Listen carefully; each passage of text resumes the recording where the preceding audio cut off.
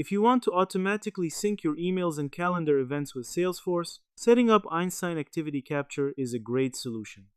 In this beginner-friendly guide, you will learn how to set up Einstein Activity Capture step by step, even if you have zero experience. This feature helps you keep your email and meeting data updated in Salesforce without manual effort. To get started, log into your Salesforce account and go to the Setup menu. In the Quick Find search bar, type Einstein Activity Capture and select it. Open the Settings page and click on Get Started or Settings to begin the setup process. Next, connect your email account.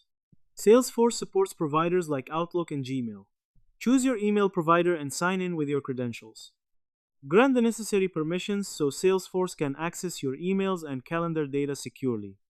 After connecting your account, configure sync settings. You can choose what data to sync, such as emails, events, or both.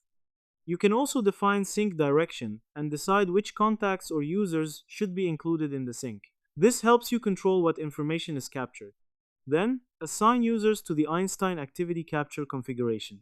This ensures that selected users can start syncing their emails and calendar events.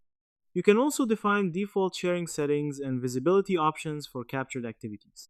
Once everything is configured, click Save and activate the setup. After activation, emails and calendar events will start syncing automatically between your email provider and Salesforce. It is important to test the setup by sending emails or creating calendar events to confirm that they appear correctly in Salesforce. This ensures that your integration is working smoothly.